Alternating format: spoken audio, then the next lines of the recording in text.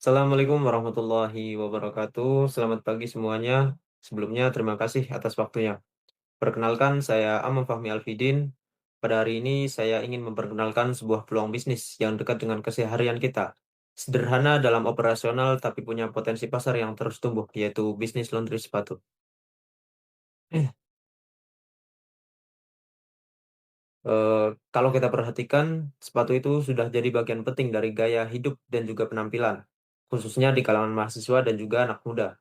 Banyak orang punya sepatu yang masih bagus, tetapi jarang dipakai karena mungkin kotor, bau, atau susah dibersihkan. Masalahnya, membersihkan sepatu itu tidak bisa asal. Salah teknik sedikit saja, bahan bisa rusak. Di sisi lain, aktivitas masyarakat sekarang cukup padat, jadi waktu untuk merawat sepatu sangat terbatas. Nah, dari sinilah muncul kebutuhan akan layanan yang praktis, aman, dan bisa diandalkan. Kami juga memiliki visi dan misi. Melihat kondisi tersebut, bisnis ini dibangun dengan visi yaitu menjadi layanan laundry, sepatu yang terpercaya dan terjangkau, khususnya untuk mahasiswa dan juga masyarakat umum. Misinya sederhana seperti memberikan layanan yang aman dan berkualitas, membangun hubungan yang baik dengan pelanggan, menyediakan layanan antar jemput dan menjaga kualitas pengerjaan secara konsisten. Fokus kami bukan sekedar mencuci, tetapi juga menjaga kepercayaan pelanggan. Kami juga memiliki analisis SWOT. Kami melihat bisnis ini secara realistis. Kekuatan utama kami pada harga yang terjangkau, layanan antar jemput, dan target pasar yang jelas di area kampus. Memang masih tetap ada kelemahan seperti modal awal yang masih terbatas dan pengalaman bisnis yang kurang. Namun peluang pasarnya cukup besar seperti kesadaran anak muda terhadap penampilan, penggunaan sneaker juga terus bertambah dan di beberapa area pesaingnya masih relatif rendah. Tantangannya ada pada biaya operasional dan juga kepuasan pelanggan. Nah, tantangan ini justru kami jadikan fokus pengendalian kualitas. Selanjutnya ada bisnis model canvas atau BMC. Ini digunakan untuk menggambarkan bagaimana sebuah bisnis dijalankan secara menyeluruh. Pertama, bisnis ini menargetkan customer segment, yaitu kelompok pelanggan yang membutuhkan produk atau jasa yang ditawarkan.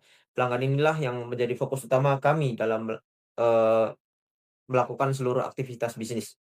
Selanjutnya, untuk menjawab kebutuhan pelanggan tersebut, bisnis menghadirkan value proposition, yaitu nilai atau keunggulan yang membedakan bisnis ini dari pesaing. Nilai ini tidak bisa berupa kualitas produk, ini bisa berupa kualitas produk, harga yang terjangkau, kemudahan layanan maupun kecepatan pelayanan.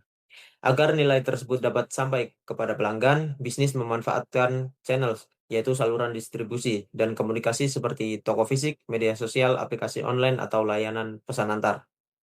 Melalui saluran inilah pelanggan mengenal, membeli, dan menggunakan produk atau jasa. Selain itu, bisnis juga membangun customer relationship untuk menjaga hubungan jangka panjang dengan pelanggan. Hubungan ini dapat berupa pelayanan ramah, promo berkala, program loyalitas, maupun komunikasi aktif melalui media sosial. Nah, dari hubungan dan layanan yang diberikan tersebut, bisnis memperoleh revenue stream, yaitu sumber pendapatan yang berasal dari penjualan produk atau jasa. Pendapatan ini menjadi faktor utama keberlangsungan bisnis.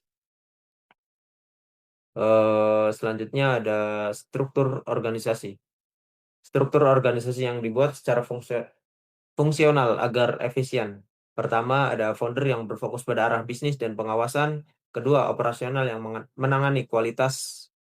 Ketiga, customer service yang mengelola pelanggan. Keempat, kurir yang memastikan ketepatan waktu. Dan terakhir, marketing yang berfokus pada pertumbuhan pasar melalui media sosial.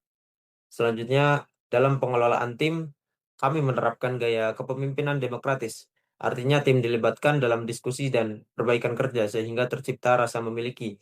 Untuk menjaga performa, kami menyiapkan sistem motivasi seperti bonus kinerja, reward mingguan, fasilitas kerja yang nyaman, dan juga pelatihan ringan. Tujuannya sederhana, tim nyaman, kualitas terjaga. Selanjutnya ada slide pengendalian. Pengendalian dilakukan dengan memantau jumlah order dan kepuasan pelanggan. Evaluasi rutin dilakukan melalui laporan harian, rapat mingguan, serta ulasan dan testimoni pelanggan. Dengan cara ini, setiap kekurangan bisa langsung diperbaiki dan kualitas tetap konsisten. Dengan tren gaya hidup yang semakin peduli dengan penampilan, Step It memiliki peluang untuk tumbuh dan dikembangkan ke skala yang lebih besar. Kami juga membuka peluang kerjasama dan investasi untuk meningkatkan kapasitas operasional, memperluas jangkauan layanan, dan mempercepat pertumbuhan bisnis. Mungkin cukup sekian presentasi dari saya. Sebelumnya, jika ada salah, mohon dimaafkan. Terima kasih. Wassalamualaikum warahmatullahi wabarakatuh.